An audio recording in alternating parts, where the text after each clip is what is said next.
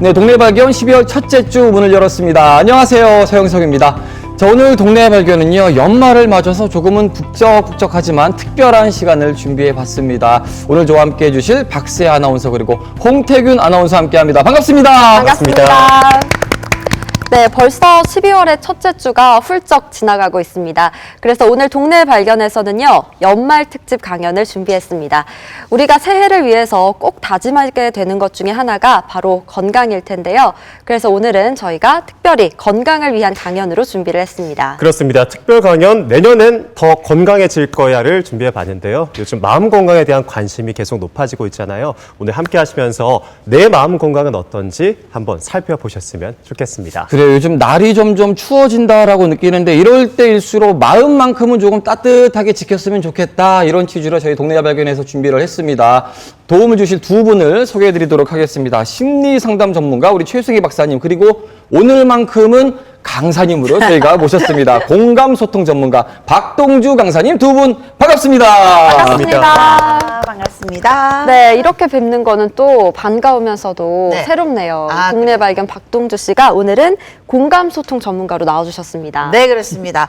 사실 제가 동네 발견에서 여러분께 많은 정보들을 함께 공유를 했잖아요. 근데 제가 하고 있는 그 본업은 강사잖아요. 공감 소통에 대해서 전국적으로 강의를 하고 다니는데 거기에 대해서 제가 이야기를 해드릴 기회가 없었던 것 같습니다. 근데 이번 기회가 또 이제 마음 건강이라고 하니까요. 어찌 보면 우리가 인간관계에 있어서 공감 소통 이것도 이제 마음과도 관련이 많이 되어 있기 때문에 제가 오늘은 여러분께 감정 근력 강화에 대한 방법 알려드리도록 할 테니까 좀 기대해 주시기 바랍니다. 감정 근력이라는 단어가 좀 생소하기는 한데 이게 필요하겠다라는 생각은 네. 들어요. 네. 사실 그동안 우리 진행자들을 오랜 동안 봐오셨잖아요. 네네네. 어떻게 좀 판단하셨어요? 우리들의 감정 근력 감정 상태. 근력 상태.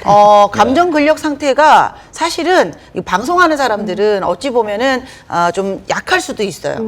왜냐하면 늘 긴장하고 있잖아요. 방송하는 그 순간 동안. 그러니까 그렇게 긴장을 하고 있다는 그 자체에서는 우리 심리적인 안정이 좀 파괴될 수도 있기 때문에 좀 안타깝게도 이런 일을 하시는 분들은 감정 근력이 좀 약할 수도 있기 때문에 평소에 더 노력을 해야 될 것 같아요. 그렇죠, 박사님? 그러겠네요. 예, 이제 긴장하는 일을 하고 있기 때문에. 네. 네네. 우리 박사님도 지금 굉장히 긴장하고 계세요. 지금 맞아요. 오늘 마음에 대한 이야기, 뭐 불안, 뭐 우울 이런 이야기인데 박사님이 지금 표정이 지금 우울해 보이고 지금 불안해 저희가 보이고. 우리 박사님께 스트레스를 주고 있는 것 같아요. 제가 지금 느끼고 있는 모든 증상이 불안 증상이라고 그렇죠. 볼수 예, 있을 것 그러니까 이게 같습니다. 뭐냐면 저희 같이 이렇게 방송하시는 분들은 늘 이런 어떤 긴장감을 가지고 있다라는 그 자체에 아마 오늘 좀 역지사지 느끼셨을 것 같으세요. 네. 네네. 그렇습니다. 우리 박동주 강사님에게는 오늘 감정 근력에 대한 이야기를 좀 들어보겠고 최승희 박사님은 전문 심리 상담가시잖아요. 오늘 아마 저희가 기대하는 부분들이 많거든요. 네. 어떤 이야기를 좀 들어볼 수 있을까요? 요즘 현대인들이 뭐 우울증, 불안증 이런 얘기를 많이 하시는데요. 이런 정신질환에 대한 원인, 또 증상, 대처 방식에 대해서 알려드리고 또 여러분들이 정신의학과나 상담센터 방문하실 때 좀 더 편안하게 들리실 수 있도록 도와드리고 싶습니다. 네. 네, 저도 요즘 개인적으로 궁금한 것도 많고 고민도 약간씩 생기기 마련인 것 같습니다. 사실 제가 뭐 월급을 더 받는 것도 아닌데 오늘 자진해서 이렇게 나오겠다고 했거든요. 두분 기대 많이 하도록 하겠습니다. 굉장히 불안한 지금 나날을 보내고 있는 것 같아요. 그런 나이대죠. 네. 그죠. 이거. 그렇죠. 사실 저는 박사님에게 궁금한 게 저희가 오늘 이 순서를 마련한 이유가 요새 이 마음의 병 혹은 내 멘탈은 괜찮은가 고민하시는 분들이 많지 않을까라는 이유거든요. 네. 실제로 최근 들어서 좀 늘어나는 추세인가요? 어떤가요? 네. 경제적인 어려움이 있음에도 불구하고 이제 유료 상담 기관에도 많은 분들이 찾아오고 계시고 또 포항시의 그 여러 가지 국가에서 시행하고 있는 상담 기관에도 방문하시는 분들이 많이 있습니다. 통계적으로도 요즘 젊은이들은 5년 전보다 5배 정도 우울증을 호소하고 있다고 합니다. 5배나요? 그러니까 그만큼 좀 팍팍해진 것 같아요. 그러네요. 어려워진 것 같고 그런 부분에 있어서 오늘 이 시간이 도움이 됐으면 좋겠다 생각을 해봅니다. 네, 그럼 빨리 강연을 만나봐야 될 텐데요. 오늘 첫 번째 강연은 박동주 강사님이 준비를 해주셨습니다. 연말에 꼭 필요한 얘기일 것 같은데요. 이 마음의 묵은 때를 털어내는 공감소통법, 박수로 청해 듣겠습니다. 네, 안녕하세요. 공감 소통 강사 박동주입니다. 오늘 여러분께 제가 드릴 내용은요, 마음의 묵은 때를 제거하는 그런 공감 소통법에 대해서 이야기를 나눠드릴 텐데요. 자, 일단 이 마음의 묵은 때가 왜 제거가 돼야 되는지 거기에 대해서 알아야 될 거 아니에요. 우리는 인간 관계를 하면서 소통이라는 걸 하죠. 이때 수많은 자극을 받아요. 자극이라고 하니까 뭔가 좀 감이 오시나요? 자극이라고 하니까 확 와닿지는 않는 것 같아요. 그렇죠, 그렇죠. 좀 쉽게 이야기를 하면 상대가 나에게 인사를 해요. 어머, 반가워요. 네, 이것도 자극이죠. 이건 뭐 부정적인 것보다 약간 긍정적인. 그런데 예를 들어서 너 요즘 하는 게 왜 그러니? 진짜 마음에 안 들어. 이제 이건 부정적인 자극이겠죠. 그래서 이해되십니까? 자, 그러면 나는 반응을 하게 돼 있습니다. 반가워요. 그러면 어머, 반가워요. 이렇게 반응을 할 수도 있고, 아니면 반가워요. 그랬는데 네. 이렇게 반응할 수도 있겠고, 아까 같이 예를 들면 너는 왜 하는 게 그러니? 라고 부정적인 자극을 줬는데 제가 하는 게 왜 그런지 모르겠어요. 이렇게 긍정적으로 반응하는 사람도 있는가 하면, 아니 그러면 선배님은 잘하세요? 이렇게 부정적으로 반응하는 사람도 있겠죠. 자, 이렇게 우리는 인간관계를 하는 데 있어서 자극을 받고 반응을 하는 것을 계속 선순환합니다. 자, 이걸 원리를 만들어신 분이 계세요. 빅터 프랭클이라는 박사가, 우리는 외부의 자극을 받고 반응을 하는데 그 가운데에 공간이 있다라는 겁니다. 그 공간을 지나가면서 우리는 긍정의 반응, 부정의 반응, 크게 두 가지를 할 수 있는데 그 공간의 선택이 우리 삶의 질을 좌우한다는 거예요. 자, 그러니까 무슨 말이냐면 아까 어떤 자극이 왔을 때 내가 긍정적인 반응을 하느냐 부정적인 반응을 하느냐라는 건 상대의 자극보다도 나의 이 지금 현재 이 공간 상태가 어떤 상태냐가 더 많은 좌우를 한다라는 거죠. 그러니까 조금 쉽게 이야기하면 지금 그걸 저는 감정으로 보고 싶어요. 그 공간이 감정인데 거기가 긍정적인 상태면은 상대가 나한테 아무리 부정적인 자극을 줘도 뭐 그럴 수 있지 뭐 이렇게 가볍게 우리가 정화를 시킬 수 있는데, 지금 이 상태가 너무 안 좋아. 기분 나빠. 스트레스 받았어. 몸이 아파. 이런 상태에서 외부에서 누군가가 자극을 주면, 특히 부정적인 자극을 주면 나는 부정적인 반응으로 우리는 갈등이 생기게 된다는 거죠. 이해가 되셨어요? 네. 그러니까 이 원리를 우리가 알고서 우리가 왜 묵은 때가 문제가 되는지, 그래서 그런 묵은 때들을 어떻게 좀 현명하게 깨끗하게 풀어내서 이 공간 상태를 긍정의 상태로 만들어서 뭐 어떤 자극이 오더라도 뭐 끄떡 없이. 그러니까 이거죠. 이걸 저는 면역력이라고도 이야기를 합니다. 관계의 면역력. 그러니까 우리가 몸의 면역력이 떨어지면 바람이 조금만 불어도 기침하고 감기 걸리잖아요. 미세먼지 조금만 와도 비염 걸리고. 그렇게 몸의 면역력이 떨어졌을 때도 우리가 외부의 자극에 몸이 좀 아픈 것처럼 나의 관계의 면역력, 감정의 면역력도 떨어져 있을 때는 인간관계에 있어서 상처나 그리고 갈등이 생길 확률이 높다라는 거죠. 그러네요. 정말 여기까지만 들어봐도 네. 상대가 나한테 왜 그랬어가 아니라 지금 내 상태는 어떤가 이거를 먼저 생각하는 게 우선이겠다 생각이 그렇죠. 드는데, 저는 그러고 보면 묵은 때가 좀 많은 편인 것 같아요. 너무 상처를 많이 받는. 그러게요. 두 분은 어때요? 네. 저는 뭐 제 상태도 그렇지만 오늘 말씀하시는 거 보니까 굉장히 똑똑해 보인다는 느낌이 갑자기 들어요. 제가요? 원래도 그랬었지만. 강사예요. 그리고 네네네. 사실 우리가 눈에 보이잖아요, 몸은. 그런데 마음은 보이지 않다 보니까 소홀히 하기가 쉬웠던 것 같은데 네. 오늘 강연을 들으면서 내 마음을 좀 들여다보는 그런 시간으로 가져가면 참 좋을 것 같습니다. 네, 역시 다 받아들이시는 게 달라요. 자, 그러니까 왜 묵은 때가 이렇게 문제가 되는지, 그리고 그걸 제거해야 되겠다라는 생각이 좀 훅 드셨나요? 네. 좋습니다. 자, 그럼 이제 어떻게 하면 이 묵은 때를 제거하고 또 묵은 때가 생기지 않도록 할 것인가에 대해서 좀 구체적인 방법을 알려드리겠습니다. 자, 저는 이걸요 좀 3단계로 좀 나누고 싶어요. 자, 일단은요, 우리가 확 생겼을 때, 묵은 때는 어떨 때 생기느냐? 여러 가지 이유가 있겠지만 화가 나거나 분노가 생겼을 때, 이걸 뭐예요? 꾹꾹 참아놓으면 묵은 때가 되는 거죠. 그렇지 않습니까? 화병. 그렇죠.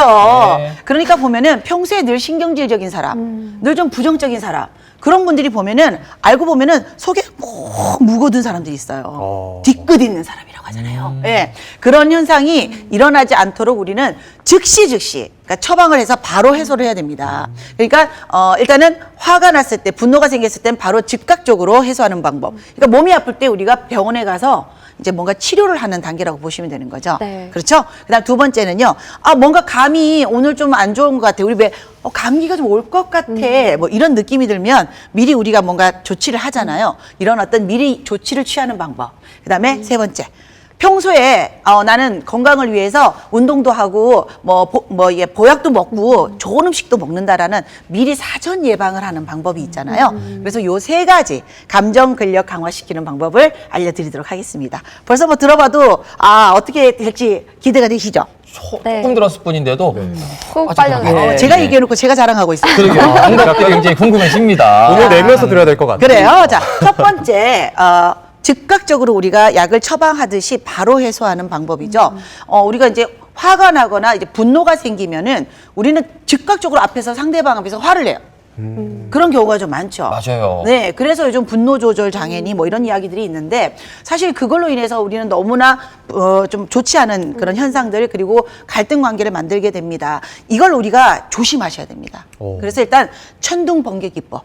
천둥번개법. 네, 뭐냐면 천둥번개가 하늘에서 우르르 치죠. 예. 그러면 분명히 하늘이 막 구멍도 나 있을 것 같고 막 검게 그을러져 있을 것 같아요. 그런데 아침 일어나 보면 어때요? 맑아요. 깨끗해요. 아무렇지도 않아요. 그런데 이게 만약에 땅으로 내려와서 사람을 치거나 건물을 치면 어떻게 되죠? 문제가 생겨요. 그러니까 천둥번개가 친다는 자체는 나쁜 게 아니죠. 자연 현상이라는 겁니다. 그런데 그냥 하늘에서만 치는 건 괜찮지만 지상에 내려와서 어떤 그 갈등이 만들어지면 문제가 생기는 그런 현상이 생기지 않게 하자라는 거죠. 그러니까 화를 내는 걸 너무 금기시하지 말자라는 거예요. 우리나라는 화를 참아라, 참아라 했어요. 낼 땐 내라. 예, 그러니까 화를 네. 화를 낸다는 표현보다 저는 분출이라고 표현하고 싶습니다. 그러니까 옛날에 혹시 이 노래 기억나시는지 모르겠네요. 대나무가 대끼리 야단을 쳤네. 그때 참나무가 점잖게 하는 말 참아라 이런 노래도 있었어요. 혹시 그랬구나. 네. 모르겠는데요? 들어보셨죠? 들어본 것 같네요. 뽕나무가 뻥하고 방구를끼리 이 노래가 그래요? 있었을 만큼 정말 곳곳에 참아야 된다, 참아야 된다. 우리나라에 어찌 보면은 그 화병의 원인이 거기에 있지 않았을까라는 생각이 드는데 참으면 안 됩니다. 그러면 묵은 때가 됩니다. 정말 지우기 힘들어요. 그럼 어떤 식으로 좀 분출을 해야 될까요? 그렇죠. 자, 그래서 화를 낸다라는 건 뭐냐면 제가 말씀드린 것처럼 앞에서 바로 화를 내버리는 거. 이건 절대 안 됩니다. 제가 아까 말씀드린 천둥번개가 우리 땅에 내려온 거하고 똑같은 거죠. 그럼 뭐냐?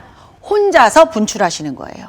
혼자서. 그렇죠. 화를 낸다는 자체를 너무 금기시하지 마시고 혼자서 마음껏 분출하는 거예요. 근데 그걸 어떻게 하느냐. 이게 중요하지 않습니까? 그렇죠. 자, 일단은 그 방법으로는요. 일단은 일기를 좀 쓰시는 거예요. 분노 일기. 분노일기. 예. 이게 이제 방법이 두 가지인데요. 하나는 텍스트로 네. 문자로 쓸 수 있는 방법이 있고요. 사실 요즘은 우리가 잘 안 쓰잖아요. 뭘 많이 하죠? 예, 전화기, 휴대전화 네. 많이 사용하시잖아요. 휴대전화기에 보면은 그 음성을 텍스트로 만들어주는 서비스가 있습니다. 내가 전화기를 들고 음성을 만들어서 막 말을 하면 텍스트로 다다다다다다다닥 써져요. 예.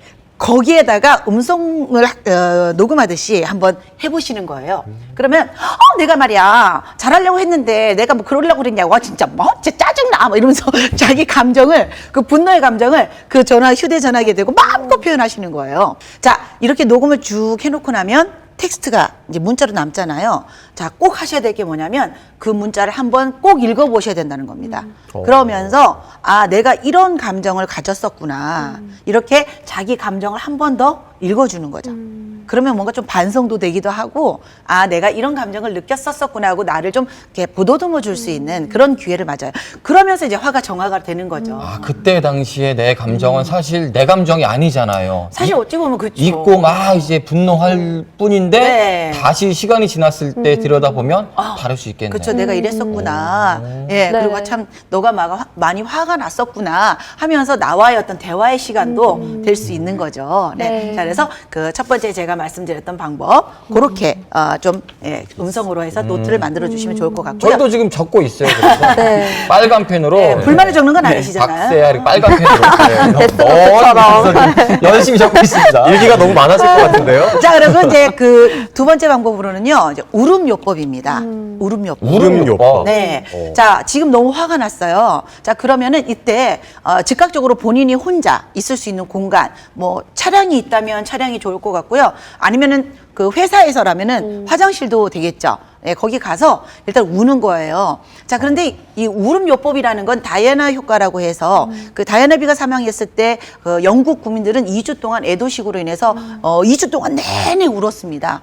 그리고 나서 우울증 환자가 굉장히 많이 줄어들었다라는 그런 결과가 있었어요. 그래서 그 뒤로부터는 그 울음요법이라고 해서 일부러 이제 울음으로써 이제 아마 우리 교수님도 아시겠지만은 이렇게 치유를 하는 그런 것들이 굉장히 많이 활성화가 됐습니다. 그러니까 눈물을 흘리게 되면 왜 우리가 이 정서적으로 좀 정화가 되느냐 하는 건 눈물 안에 스트레스성 호르몬인 카테콜라민이 거기에 이제 눈물에 포함이 되어 있대요. 그래서 눈물을 흘리게 되면 스트레스 호르몬이 몸 밖으로 빠져나가는 거죠.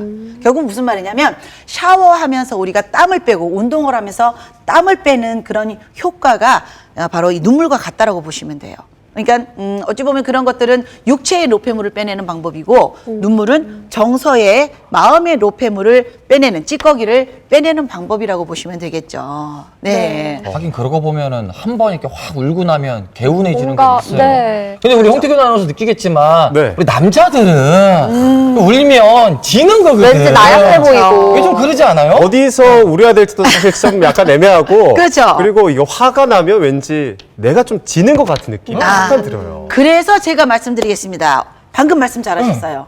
대한민국의 남자들은 저주를 받고 태어났습니다. 3번밖에 못 운다. 아이고. 야, 그래서 태어날 때 울었죠. 군대 가서 한번 울었죠. 이제 한 번밖에 안 남았잖아요. 그래서 눈물이 나오면 눈물을 계속 먹어. 코도 먹고. 그 카테콜라민을 먹어.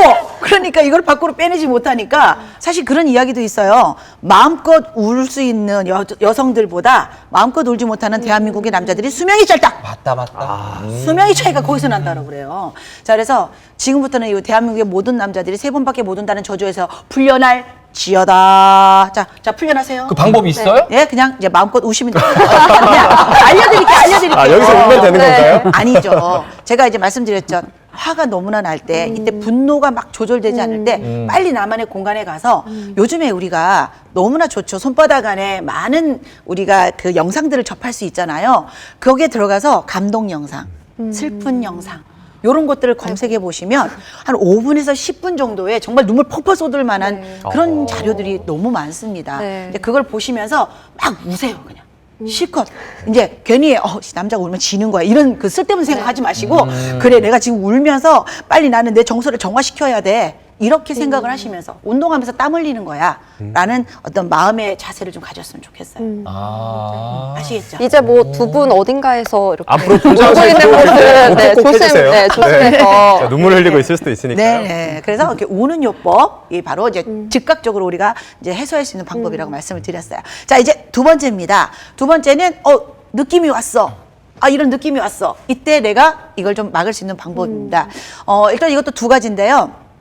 제가 개인적으로 좋아하는 방법. 일단 노래를 불러라. 노래를 노래. 듣거나, 그러니까 우리가 노래를 부르게 되면은 몸에서 이제 도파민 호르몬이 분비가 되기 때문에 육체적으로 일단은 뭔가 좀 힘이 나면 에너지가 생기면 기분도 전환이 되잖아요. 그래서 노래를 평소에 내가 좋아하는 노래를 듣거나 불러주게 되면 여건이 되면 부르면 더 좋겠고요. 그걸 한 두세 곡 정도 아니면 같은 곡을 계속해서 반복 불러해서 들어주고 불러주게 되면 내가 지금 기분이 좀 좋지 않은데 뭐 누구를 만나야 돼. 내가 일을 해야 돼. 근데 기분 전환을 해야 되겠어. 이럴 땐 이런 방법을 써주시면 좀 즉각적으로 효과가 나타나는 것 같아요. 그러면 노래를 들을 때 뭐 슬픈 노래를 들어야 되는 건가요? 아니면 그렇죠. 이제 신나는 노래를 들어야 그렇죠. 되는 그것도 건가요? 굉장히 중요합니다. 아니, 근데 이 부분은 대한민국 남자들은 많이들 해요. 막 네. 스트레스를 받고 마음이 안 좋을 때 울면서 노래방 가서 막 보고 좋은 게 싶다 아니죠? 그러는 거죠. 보고 싶다.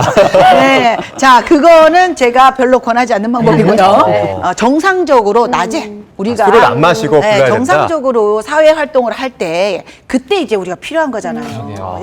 그때는 어떻게 우리가 안 되잖아요. 그죠? 네. 이때는 노래 선곡을 잘하셔야 됩니다. 아까 말씀하신 것처럼 슬픈 노래를 부르게 되면 더 마음이 좀 다운되죠. 예, 이때는 내가 평소에 좀 부르면 기분 좋아지는 노래 있잖아요. 유독 있어요. 이 노래 부르면 굉장히 기분 좋아져. 그런 노래를, 그러니까 내가 그 노래를 나한테 먼저 뭐예요? 마인딩 시켜놔야 되겠죠. 나 이 노래 들으면 기분이 좋더라. 이런 노래 있잖아요. 그걸 꼭 다운 받아놨다가 그 노래를 계속 듣고 부르는 거예요. 사실은 클래식 음악을 듣는 것을 권장합니다. 원래는. 그런데 저는 개인적으로는 가요도 괜찮은 것 같더라고요. 그래서 그런 노래를 듣고 부르시면 일단 좋아요. 그러니까 저도 왜 강의를 하러 가면서 되게 피곤하고 힘들 때 다음 강의를 갈 때 그 사이에 도착하기 한 10분, 20분 전에는 제가 평소에 좋아하는 노래들아. 울고불고 했던 지난 날은 있고, 아우! 이렇게. 이 노래를 이렇게 부르면서 이렇게 가거든요. 그래서 그런 방법들을 좀 생각을 좀 해주시면 좋을 것 같고, 또 하나는 이제 자기의 명상. 내가 지금, 당장 감정을 좀 느낌이 이상해. 그럴 것 같아라고 했을 때는, 요때는 조용히 명상을 좀 해주시면 좋아요. 그러면서, 그래, 지금 나의 마음을 다스리자. 내가 지금 기분이 좋지 않구나. 이렇게 조용히 그냥 생각에 잠기는 명상법도 여러 가지가 있겠지만, 오늘은 그렇게 제가 팁을 드리도록 하겠습니다. 명상은 몇 분 정도 하면 될까요? 없습니다. 제한 없습니다. 그러니까 우리가 명상이라고 하면 뭔가 가부좌를 틀고 막 뭔가 굉장히 신중하게 해야 된다고 생각하는데 그냥 평소에 내 마음을 조용히 들여다보는 것도 저는 명상이라고 봐요. 그게 몇 분이 됐든 몇 시간이 됐든 거기는 저는 그렇게 관여하고 싶지는 않네요. 그래서 그렇게 말씀을 드리고 자 끝으로 이제 평소에 내가 이제 이 감정 근력을 강화시키는 그러니까 우리가 좋은 음식을 먹어서 몸의 면역력을 늘 지키려고 하는 것처럼 감정의 면역력을 평소에도 이렇게 관리할 수 있는 방법은 긍정의 뇌가 될 수 있도록 훈련하는 겁니다.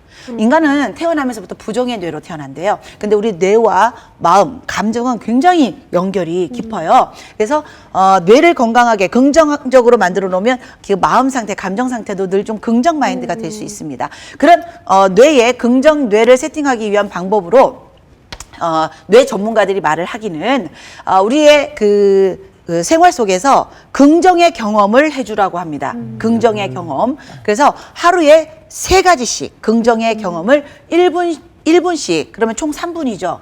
그걸 45일 동안 훈련해주게 되면 우리의 뇌가 긍정의 뇌로 세팅이 된다고 합니다. 그러니까 긍정의 경험이라는 그렇죠. 게 그게 뭘까요? 또 궁금하죠. 역시 질문을 아주 꼬집어서 잘하세요. 긍정의 경험은 너무 어렵게 생각하지 마시고요. 평소에 내가 당연하다고 생각한 걸 감사하게 생각하면 긍정의 경험이 됩니다. 자, 아침에 눈을 떠요. 이거 당연하다고 생각하시잖아요. 하지만 오늘 아침에도 눈을 못 뜨신 분들 많습니다. 굉장히 감사한 거죠. 그럼 아침에 눈을 뜨면서 내가 아침에 눈을 뜨고 하루를 맞이했네. 감사해라. 벌써 그럼 한 가지잖아요. 그리고 뭐예요? 출근하실 때 사고 안 나고 오셨잖아요. 오다가 내가 사고 안 나고 무사히 도착했네. 감사하네. 벌써 2가지예요. 그리고 잠을 자면서 따뜻한 이불을 덮고 자면서 내가 오늘 하루를 잘 마치고 따뜻한 이불 속에서 자고 있네. 감사. 너무 많죠. 그거 말고도요. 주위에 정말 많습니다. 정말 제 주변에는 108가지를 하루에 감사하는 사람이 있습니다. 이야. 아침에 일어나서 감사합니다. 침대에서 내려왔는데 발목이 안 접질려서 감사합니다. 물을 틀었는데 단수가 안 돼서 감사합니다. 커피를 먹다가 입술을 안 띄어서 감사합니다. 밥을 먹다가 얹히지 않아서 감사합니다. 너무 많은 거죠. 그런데 우리가 그 감사한 것들을 그냥 당연하다라고 넘기기 때문에 사실 많이 놓치고 있었던 부분인데요. 이런 것들을 우리가 좀 잘 챙겨서 감사합니다 하고 한 번만 다시 우리가 받아들인다면 충분히 긍정의 뇌로 우리가 리세팅하는 데 도움이 될 것 같습니다. 그렇죠? 네. 자, 그래서 이 자극과 이 반응의 이 사이에 있는 공간, 이 공간을 우리가 감정의 근력, 그리고 관계의 면역력으로 봤을 때 이걸 우리가 좀 건강하게 만들어줄 필요성이 있다라는 것과 마지막으로 제가 드리고 싶은 이야기는 그 이상한 나라의 앨리스. 라는 동화가 있잖아요. 거기에 제가 가장 좋아하는 대사인데요. 이런 대사가 있습니다. 내 감정은 내가 선택해. 오늘은 행복으로 할 거야. 이 공간의 선택을 누가 한다고요? 내가 한다는 겁니다. 우리가 선택할 수 없는 것들이 너무나 많은데 그걸 내가 선택할 수 있는데 그 권리를 왜 여러분이 포기하십니까? 아침에 눈을 뜨면 내 감정은 내가 선택할래. 오늘은 짜증을 할래. 이런 사람은 없잖아요. 오늘은 감사로 할래. 오늘은 행복으로 할래. 오늘은 보람으로 할래. 라는 긍정의 주문으로 하루를 시작한다면 이미 그 자체가 우리의 그 감정의 근력 그리고 관계의 면역력이 굉장히 긍정적으로 세팅이 된 상태에서 시작이 되지 않을까라는 생각이 들어요. 그렇게 마음의 건강을 여러분이 챙기실 수 있기를 바라면서 제 강의는 여기서 마치도록 하겠습니다. 감사합니다. 네. 우리 저기 박동주 강사님이 좀 유쾌하고도 굉장히 의미 있었던 강연이었습니다. 잘 들었습니다. 네, 감사합니다. 이렇게 보니까 또 확 달라 보여요. 저 원래 제 모습이에요. 아니 무엇보다 저는 이 부분이 잘 기억이 남더라고요. 내 감정은 내가 선택한다. 네. 내 인생이니까 네. 이런 생각은 자주 했는데 하기는 내 감정이니까 이런 생각은 또 못했던 것 같은데 그렇죠. 굉장히 좀 느끼는 게 많았어요. 두 분 어떻게 들으셨어요? 저는 화가 났을 때 어떻게 해야 된다라는 방법이 참 인상적이었어요. 가끔 이렇게 또 화가 울컥울컥 할 때가 있는데 네. 우는 것도 하나의 방법이 될 수 어우, 있겠구나라는 생각이 들었습니다. 네. 네, 또 다정도 체력이다 이런 말이 있잖아요. 여기서 말하는 체력이 이 몸의 체력만 말하는 줄 알았는데 우리의 감정 근력, 눈에 보이지 않는 것도 챙겨야겠다 이런 생각이 들었고요. 또 궁금한 게 있어요. 네. 사실 우리가 몸이 피곤할 때는 아무리 이렇게 기분 좋게 하려고 해도 사실 쉽게 되지 않잖아요. 네. 뭐 새벽에 일어나서 나와야 한다던가 이럴 때 혹시 팁이 있을까요? 어떤 육체적인 거? 네, 육체적인 피로가 들 때 조금 더 내 마음을 더 긍정적으로 할 바꿀 수 수 있는 있는. 네, 그런 팁이 그게 이제 아까 제가 말씀드렸던 노래 음악이라는 부분이 있었잖아요. 그러니까 사실 그 음악이 이제 도파민이라는 호르몬이 분비가 된다는 게 사실 육체와 관계된 거거든요. 그래서 노동요라는 것이 사실 이 원리와도 굉장히 이렇게 통하는 거예요. 그러니까 예전에는 우리가 뭐 영양제 이런 게 없었잖아요. 근데 계속 일을 하셨잖아요. 그때 누군가가 노래를 불러보니까 시간도 잘 가고, 덜 힘드네? 그래서 이제 같이 노래를 부르자 해서 만들어진 게 노동요라고 합니다. 그래서 어찌 보면 그 원리를 안 건 아니었지만, 노래라는 자체가 우리의 어떤 육체적인 에너지를 끌어올리는 데 도움이 된다라는 거죠. 그래서 우리가 체육대회 같은 거 할 때 보면, 종일 음악을 틀어놓잖아요. 음악이 없는 체육대회 한번 상상해 보셨습니까?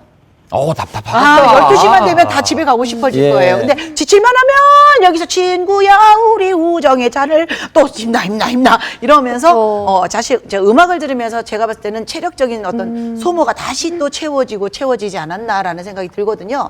그래서 몸이 정말 피곤하실 때는 저도 아침에 만약에 그 전날까지 너무나 힘들게 일을 했을 때는 아침에 일어나서 샤워하고 화장하고 준비할 때 제가 좋아하는 노래 있어요. 신나는 팝송. 그걸 탁 틀어놓고 계속 에너지를 채워요.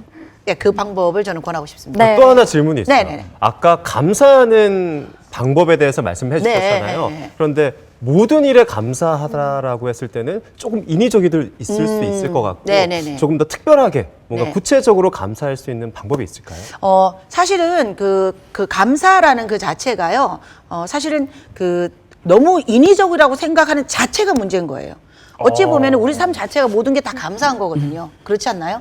숨 쉬는 것도 감사한 거죠. 근데 이걸 자꾸 의식적으로 자, 감사해야 됩니다라고 해서 교육적으로 뭔가 내가 이걸 해야 된다는 강요를 느끼니까 인위적이라고 생각하지만 사실 알고 보면 모든 게 다 감사할 일인 거잖아요. 근데 그걸 한 번 더 내가 인지를 하느냐, 인지하지 못하느냐, 요 차이인 것 같아요. 그러니까 저도 사실 이걸 실천한 지 한 5년 정도 됐는데 진짜 그냥 뭐든지 보면서 감사하다 이렇게 이제 속으로 물론 생각하겠죠. 그런데 그런 생각을 하고 나서 보니까 모든 게 다 감사하게 느껴지는 거예요. 심지어는 그 택배 오신 우리 택배 아저씨 있죠. 택배 아저씨가 이렇게 짐을 들고 딱 오셨는데 이분이 없었으면 이걸 내가 가지러 거기까지 또 갔었어야 될 텐데 이런 그런 생각까지 올라오면서 소소한 것에 감사한 게 절로 나오더라는 거예요. 그래서 그 훈련인 것 같습니다. 예, 훈련을 좀 해보시면 어떨까 싶어요. 안 해봐서 못했던 것 같아요. 그럴 그러고 수도 보면. 있죠. 한 번씩 이렇게 좀 자주 해보면 될 것 같아요. 예. 감사합니다. 감사합니다. 예, 오늘도 주름살 없으셔서 감사합니다. 뭐 이런 얘기. 아니, 강연 어떻게 들으셨어요, 우리 박사님께서는? 아니 푹 빠져서 들었는데요. 네. 정말 노래할 수 있고 또 편안한 곳에서 마음껏 울 수 있고 스스로만의 그 감정을 해소하는 방법이라든가 스트레스 대처 이런 기술을 가지고 있는 것은 되게 바람직한 것 같아요. 저도 노래해보고 싶습니다. 네, 감사합니다. 아니, 특히 우리 지역은 공단이다 보니까 직장 생활로 인해서 스트레스 받으시는 분들이 많을 것 같아요. 그렇죠. 두 분도 이제 직장 생활 선후배 관계잖아요. 우리 세아 씨가 항상 주눅이 들어 있어서 걱정이긴 한데 예. 직장 생활 내에서 받는 스트레스를 좀 그 사무실 내에서 풀 수 있는 방법 같은 것도 혹시 들어볼 수 있어요? 예, 이거는 가능할지 모르겠지만 네. 제가 정말로 효과 있는 방법은 자, 예를 들면 말씀하신 것처럼 직장 내에서 선배가 너무 말도 안 되는 거 가지고 뭐라고 해요. 이때 진짜 울컥 올라오죠. 그럼 우리는 어떻게 합니까? 네 이러면서 화장실 가서 진짜 저 인간 막 억울해하면서 그냥 그러잖아요. 이때 즉각 이제 차가 있으신 분은 차로 빨리 가셔갖고요. 차가 없으면 차 키 있는 사람한테 키 좀 달라 그래서 차에 가가지고요. 문을 딱 닫고 딱 1분만 하십시오. 욕을. 자.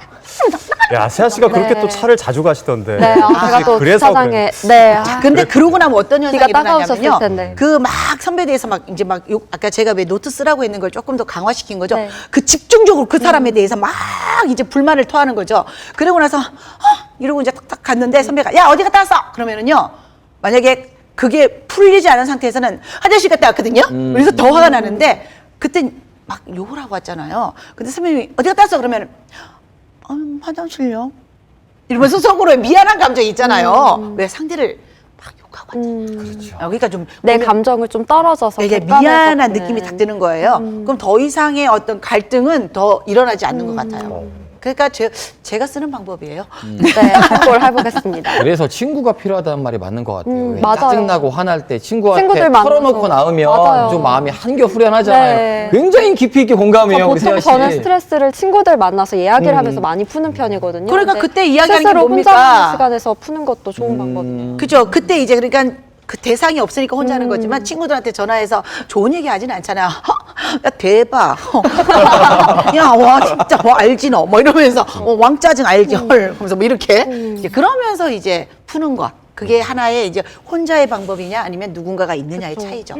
네, 저는 또 최 박사님이 어떻게 들으셨는지 상당히 궁금했었는데요. 실질적으로 뭐랄까 우리가 해볼 만한 것들이 있을까요? 강의 중에서. 지금 말씀하신 걸 들으니까 저에게 스트레스 대처에서 회복 탄력성이라는 개념을 가지고 전잘 이해를 했어요. 네네네. 회복 탄력성이라고 하는 거는 그 용수철 이렇게 압력을 눌렀다가 손을 떼면은 다시 탕 올라오는 것처럼 네. 우리가 스트레스 받을 때 우리 마음들이 이렇게 위축이 되어지거든요. 네. 근데 이제 스트레스 상황에서 더 잘 이겨낼 수 있게 스프링처럼 이렇게 탄력 있게 올라올 수 있는 마음의 근력 이야기할 때 대인관계에서 공감 능력, 자기 마음을 잘 위로해 줄 수 있고 자기를 또 칭찬하고 지지하고 격려하고 힘들 땐 위로가 필요하잖아요. 친구한테도 위로하고 자신에게도 위로하는 거. 그리고 아까 긍정적인 내처럼 사물을 바라볼 때 밝은 면을 쳐다볼 수 있는 그런 훈련들.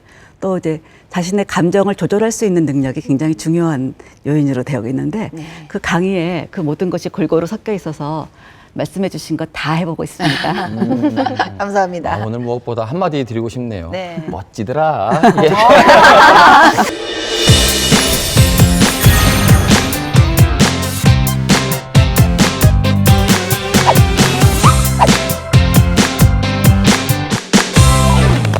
자, 이번에는 우리 최승희 박사님의 이야기를 좀 들어봐야 될 것 같아요. 예, 아까 앞서도 말씀해 주셨지만은 최근 들어서 이 정신 건강, 심리 상담을 요청하시는 분들이 굉장히 늘었다고 하셨잖아요. 네. 어떤 부분들에 있어서 많이 늘어나고 있는지 그 종류별로 좀 들어볼 수 있어요?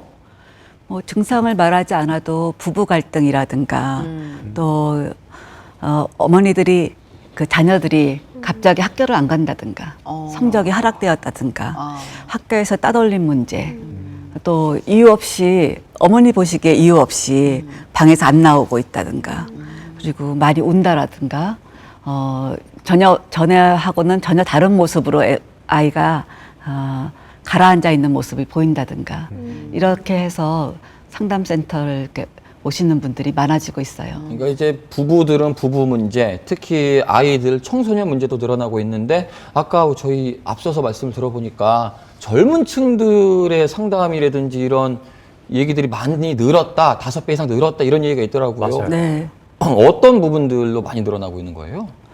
그 아무래도 뭐 우리나라의 여러 가지 경제, 사회, 정치적인 어려움도 있을 것 같고 취업의 어려움도 있을 것 같고요. 그다음에 이제 너무 경쟁 사회이다 보니까 비교하게 되고 거기서 오는 상대적인 열등감 이런 것도 있고 또 모든 것이 하면 된다라고 그 많이들 이렇게 부추겨 주는데 내가 정말 최선을 다한 것 같은데도 안 될 때 내가 잘못되어 있나? 많은 내담자분들이 나는 뭐 태생부터 잘못되어 있는 것 같아요. 뭐 속부터 잘못되어 있는 것 같아요. 이렇게 이야기하시면서 그 상담실을 방문할 때 마음이 많이 안타깝죠. 그럼 저희 같은 그 중년층이라고 할까요? 네. 중년층 저 같은 경우도 이제 우리 나이 때가 되면 갱년기다 뭐 해서 네. 뭐 우울하다 막 네. 주변에 이런 분들 너무 많거든요. 네. 이런 분들도 많이 찾아오시나요? 네. 남자분들도 많이 찾아오시고요. 전에 없이 내가 이런 증상을 가진 것을 가족들이 알아도 안 되고 직장이 알아도 안 되지만 나 자신은 이상하게 가라앉고 슬쩍 사는 의미가 무엇인가 이런 것들이 자꾸 떠오르고 이게 좀 약간 자살 생각이라 그럴까요?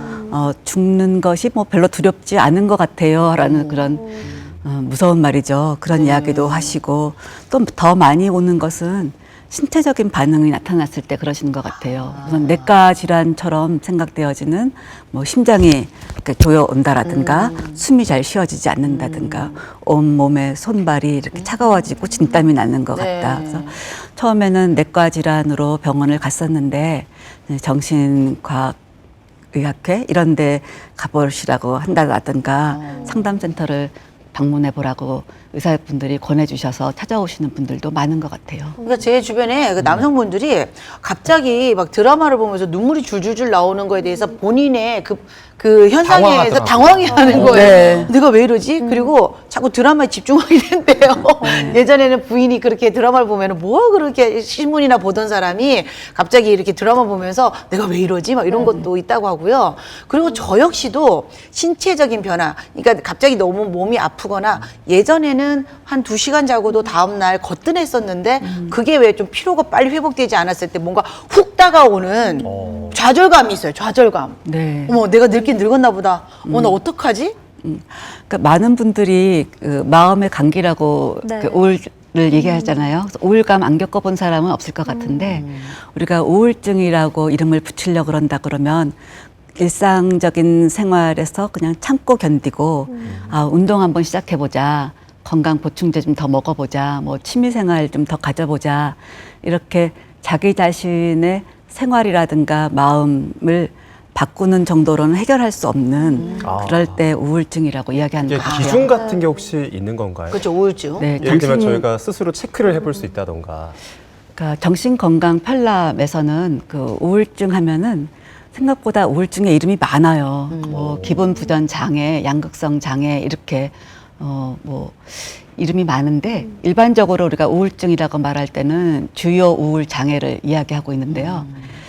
기간과 양상을 다 살펴보게 되는데 일단은 우울한 기분 네. 그리고 이렇게 과민한 기분 과민한 기분. 그리고 일상생활에 어떤 것도 흥미롭거나 즐거움이 없다.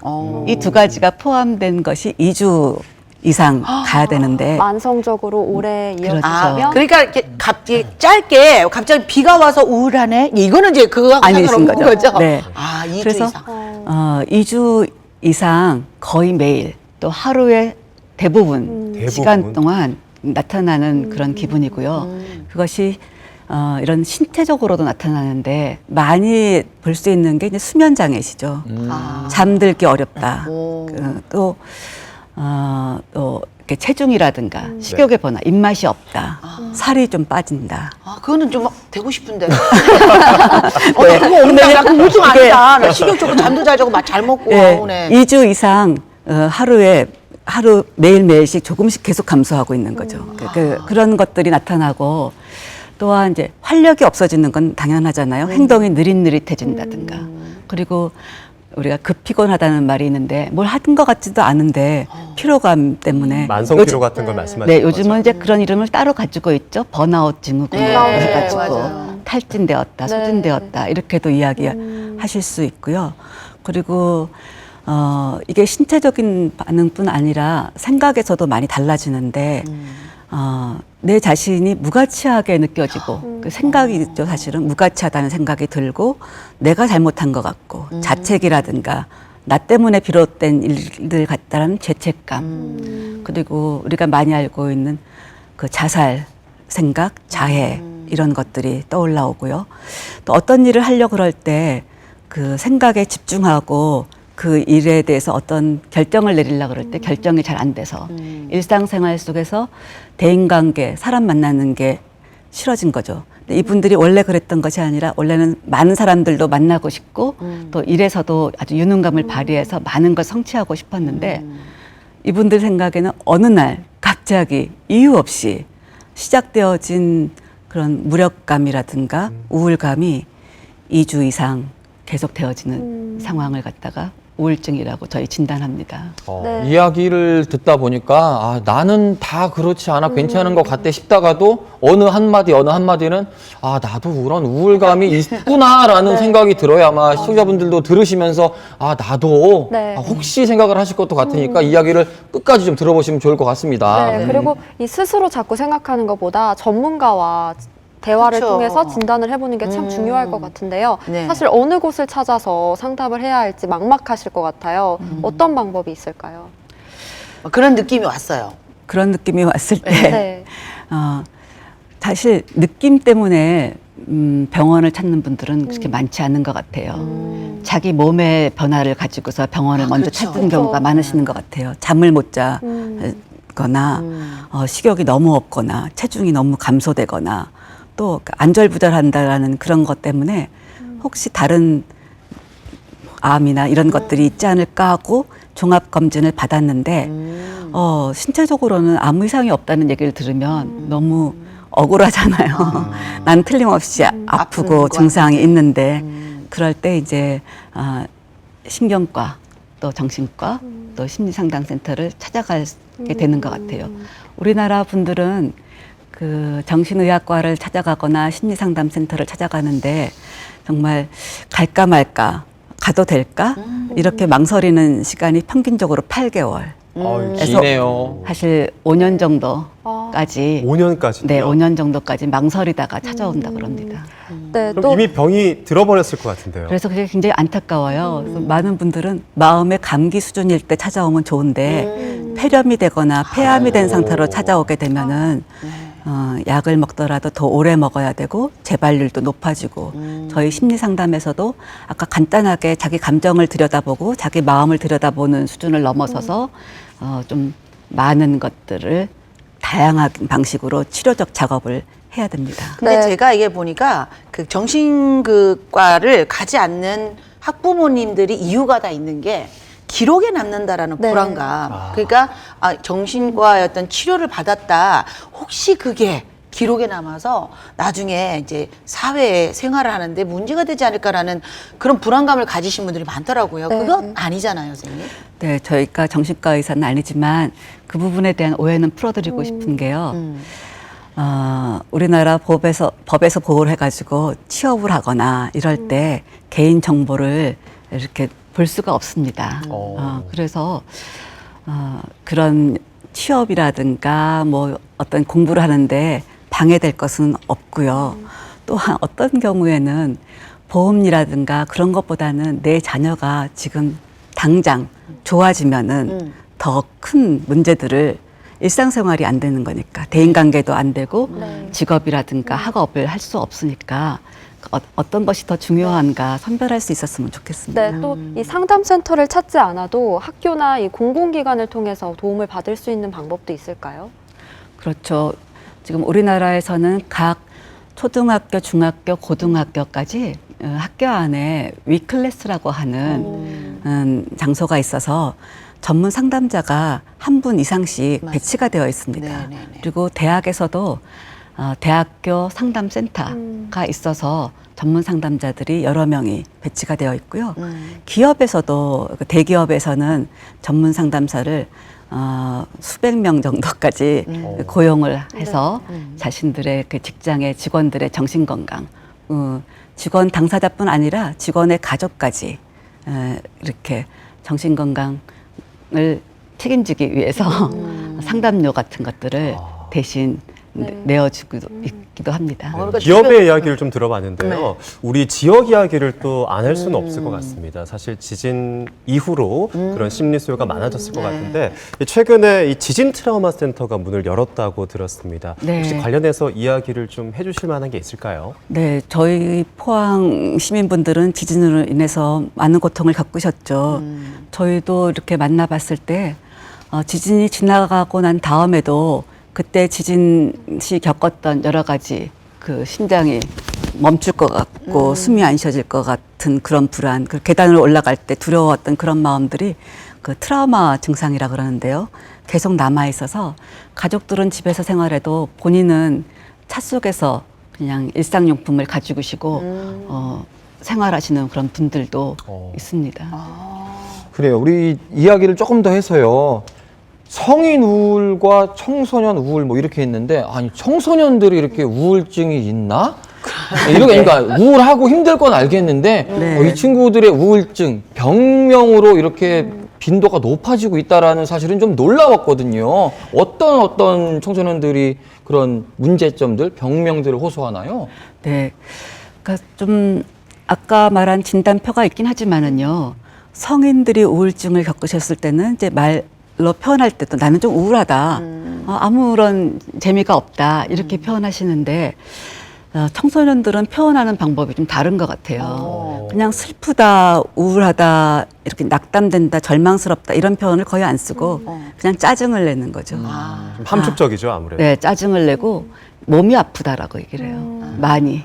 여기 뭐 몸이 아파서 오늘 학교 못 갈 것 같아. 그리고 이제 심심하다는 말을 많이 써요. 심심하다, 약간 지루하다. 무기력감 이런. 무기력감에서 비롯되기도 하고 아까 이제 말씀해 주신 것처럼 자기 감정을 잘 만나지를 못하기 때문에 슬픈 감정인지 이게 화가 나는 감정인지 아니면 어떨 때는 자기 감정이 느껴지지 않을 때는 너무 고통스러워서 손목에 이렇게 칼자국을 내는 자해 같은 행동으로 이어지기도 하는데요. 그 청소년들의 우울은 행동상으로 보게 되면은 이제 어른 같은 경우는 체중이 좀 빠진다 이런 표현을 많이 쓰는데 청소년들은 오히려 체중이 증가하는 경우가 많이 있어요. 이렇게 여러 가지 힘드니까 노래를 부른다거나 운다거나 이런 것들이 자연스럽게 안 될 때는 좀 많이 먹게 된다. 먹으면서 푸는 거. 네, 그렇게 될 수도 있고요. 이런 것들이 이제 아무래도 대인관계가 어려워지니까 학교 문제가 많이 발생되어지죠. 무단결석을 한다든가 학교의 친구들과 만났을 때 교실 문을 열기가 두렵다고 한다든가 그래서 학교 문제가 발생한다든가 또 이게 스트레스가 많이 이제 쌓인다고 그렇게 그래서 우울증이 오기도 하는데 성인분들도 힘들다 그러면 오늘 한잔 하자. 그래서 이게 한 잔, 두 잔 쌓여서 오히려 요즘 중독의 문제라고 할 수 있는 알코올 중독 문제 이런 걸로 확대되어 갈 수도 있거든요. 근데 청소년들도 어떨 때는 뭐 약간 술이라든가 또 어울리는 친구들이 달라진다든가 약간 비행, 품행 장애의 문제로 갈 수도 있어서 그냥 그런 것들이 아이들이 좀 어긋나고 있다. 사춘기라서 저렇게 반항하고 있다. 이러고 지나면은 다 해결될 것이다. 라고 어른들이 보시고 치료 시기를 놓치는 경우가 많은데 그런 것들이 우울에서 이렇게 비롯되었다라고 알고 계시면 좋을 것 같아요. 그럼 우리 청소년들은 좀 어떻게 우리가 좀 케어를 해줘야 될까요? 네, 청소년들 상담할 때 저희도 굉장히 어려워요. 왜냐하면 성인분들도 우울하시면 이야기의 속도도 느려지시고 또 자기가 어떤 생각을 하는지 금방 알 수 없어서 자기 문제를 호소하려고 그래도 그냥 힘들다는 건 알지 어떤 게 힘든지를 모르거든요. 저희가 이제 그런 것들을 명확하게 알 수 있도록 도와주는 게 심리 상담인데요. 청소년들은 주로 상담에 오게 되면 몰라요. 아니에요. 맞아. 예. 네. 그리고 아니면 아예 그런 말조차 하지 않고 고개를 푹 숙이고 그렇죠. 있는 경우가 많이 있는데 네. 저희가 많이 노력하는 것은 그들의 마음에 딱 붙어가려고 많이 애쓰고 있어요. 공감을 해야 되죠. 네, 요즘을만 공감하려고 드리고 있어요. 다음 주제로 넘어갈게요. 사실 네. 가정에서 어떻게 해야 된다. 사실 잘 안 돼요. 아무리 설명을 듣고 우리 아이가 요즘 이런데 집에서 어떻게 하셔야 돼요? 안 되거든요. 중요한 거는 이제 뭐 정신건강의학과나 혹은 상담센터로 아이를 데리고 가서 잘 이야기를 하는 게 우선일 텐데 그 데리고 가기까지가 굉장히 또 힘들 것 같다는 생각도 들어요. 그게 아마 TV를 보시면서 가장 고민 중에 하나실 건데 그 부분은 어떤 방식으로 좀 하면 도움이 될까요? 굉장히 어려운 질문인데요. 제일 중요한 부분이거든요. 이거 저희도 교수님이 어떻게 할 수 있는 게 아니잖아요. 그분이 상담센터에 오시면은 저희가 도와드릴 수 있는 많은 것들을 갖고 있기도 하고요.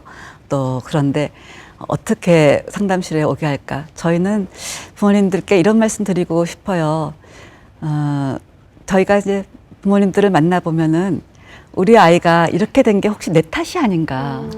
내가 이 아이가 어렸을 때 너무 바빠서 잘 돌봐줬어야 되는데 내가 잘 돌봐주지 못했다. 그리고 나도 힘들어서 괜히 이 아이한테 짜증도 많이 내고 비난도 많이 하고 어떨 때는 이 아이한테 좋지 않은 눈빛 이런 것들, 어떨 때는 또 손찌검 이런 것들을 해서 이 아이가 혹시 이렇게 된 것은 아닐까. 부모님 스스로 이제 자책하시고 또 겁을 내시고 또 이미 늦은 것은 아닐까 이런 생각을 하시면서 상담센터에 왔을 때 우리 아이는 도움을 받을지 모르지만 나는 좀 야단을 맞을 것 같은 그런 것에 의해서 상담센터 올 때 굉장히 겁을 내고 오셨다고 부모님이 겁을 내시는군요. 그러시는데요. 사실 저희도 들어보면 부모님들의 삶에서도 굉장히 심리적인 어려움도 있고 실제적인 어려움도 있기 때문에 부모님부터 저희가 공감해드리고 또 부모님이 어떻게 자신의 스트레스라든가 불안 또 분노의 감정 같은 거를 어떻게 다룰지 저희가 먼저 상담이죠. 도와드린 다음에 자녀분의 이야기를 들어드리니까 부모님께서 적극적으로 함께 동참해 주시면 좋을 것 같습니다. 저는 왠지 지금 들으면서 방법이 하나 생각이 났어요. 네. 만약에 제가 이 청소년기 때라면 동네에 이렇게 예쁜 누나가 있었으면 같이 가자라고 하면 갔을 것 같아요. 예쁜 누나 없어요. 근데 저는 제가 들으면서 사실 이런 제도가 지금 현재 시행되고 있는지는 모르겠지만 우리가 건강검진을 1년에 한 번씩 받잖아요. 그것처럼 이런 어떤 그 정신, 그러니까 심리, 이런 어떤 검진 자체를 의무적으로 매년 받는 것을 한다면 그냥 아무렇지도 않게 자 우리 가족들 다 심리상담 자 가자 한번 검사받으러 가자 해서 한번 체크를 해보는 거죠. 그래서 상태가 지금 어떤지를 그런 게 혹시 시행되고 있는 건 아니죠? 네. 그 정도로 뭐 1년마다 가족 단위로 오시는 분들은 많지 않지만은요. 이런 것들을 위해서 우리나라에서는 그 학교 초등학교, 중학교, 고등학교는 정서행동 검사라 그래가지고 매년 맞아요. 검사를 시행하고 우리 있습니다. 아들도 맞아요. 가졌어요. 네, 그래서 거기에서 이제 위험군이다, 고위험군이다라고 한다 그러면은 아까 말한 학교 안에의 상담실을 사용할 수도 있고 외부 기관하고 연계해서 상담을 할 수도 있고요. 그리고 요즘은 대학이라든가 기업체에서도 직원들 정신건강을 위해서 심리검사를 사용하고 있는데 저희도 얼마 전에 소방관들 대상으로 여러 가지 심리검사를 활용해서 각 개인별로 심리검사 해석을 해주면서 마음 건강 진단을 해드렸습니다. 많이 있네요. 뭐 청소년 우울 또 우리 성인들 우울 심리 상담이 필요하다 왜 필요한지까지는 이야기가 됐어요. 근데 가면은 어떤 효과가 있을까를 궁금해하시는 분들이 있어요. 좀 사례를 하나 들어주셔서 뭐 청소년이든 성인이든 관계가 없습니다. 이런 이유로 오셨는데 결과적으로 이런 상담 결과 이런 긍정적인 효과가 나타나더라. 뭐 이런 얘기를 하나 사례를 들어볼 수 있을까요? 사례를 얘기하려니까 조금 마음이 불편해지는데요. 직접적인 사례는 좀 언급하지 예. 않고 저희가 오게 되면은 그러니까 우울하다 그럴 때 그분들이 어떤 상황에서 어떤 일을 겪으셨는가, 최근에 어떤 일들을 겪으셨는가 이런 것들을 좀 찾아봐요. 그럴 때 나는 어떻게 반응하고 있는가, 진짜 뭐 울었나, 화냈나, 아니면 낙담했나, 자책했나 이런 자신의 반응을 살펴보고 그 상황에서 자신이 느꼈던 감정들을 그냥 멍해요, 기분이 나빴어요 이렇게 하는 것이 아니라 지금 말한 대로 우울한지 서글펐는지 억울했는지 그 감정의 단어를 이름표를 잘 찾아서 붙일 수 있도록 도와줍니다. 명료화한다고 저희는 그렇게 얘기를 해요. 그리고 그 상황을 어떻게 해석했는지, 그 혹시 부정적으로 해석했는지, 도와줄 사람이 나는 아무도 없다. 그리고 내가 하는 일은 다 안 된다. 나는 뭔가 재수가 없는 것 같다. 그렇게 부정적으로 해석하고 있는 건 아닌지. 그 생각을 지지하지 않을 만한 증거가 굉장히 많거든요. 이렇게 도와줄 사람이 부모님도 계시고 친구도 있고 저희 전문가들도 있고 또 우리 포항에서도 여러 가지 건강가정지원센터라든가 이런 상담기관이 있어서 찾아갈 수 있도록 정보 안내도 해드리고요. 무엇보다도 저희가 도와주는 거는 자신의 감정에 휘둘리지도 않고 네. 자신의 욕구에 시달리지도 않고 자기 생각 때문에 짓눌리지도 않고 정말 좋은 자기 자신을 좋아하고 괜찮은 나라는 것을 마음에서 우러나오도록 이렇게 실제로 내가 참 네. 애썼구나, 아, 사랑스럽구나, 참 괜찮구나라는 감정이 올라올 수 있도록 도와줘서 아, 이제는 뭔가 좀 해봐야겠다. 연락이 끊겼던 사람하고도 한번 연락을 취해봐야겠다. 뭐 좀 배워봐야겠다. 이렇게 자기 자신을 돌보는 행동을 할 수 있도록 이렇게 도와주는 여러 가지 전문가적인 지식과 기법을 제공하고 있습니다. 네. 그래요. 예전에는 이름도 좀 무서웠어요. 뭐 정신과, 뭐 정신병원 뭐 이런데 요새는 정신건강의학과. 그러니까 말 그대로 뭐 감기 말씀하셨지만 우리의 마음의 건강을 잘 치유할 수 있고 많이 이렇게 좀 양지로 나온 듯한 느낌도 듭니다. 여러분들도 조금 내가 좀 우울하지 않은가 싶은 마음이 들 때에는 언제든지 감기약 타듯이 가서 상담도 좀 받아보는 그런 게 좀 많이 활성화됐으면 좋겠다라는 생각을 더불어 해봅니다. 최승희 박사님 말씀 잘 들었습니다. 감사합니다. 감사합니다.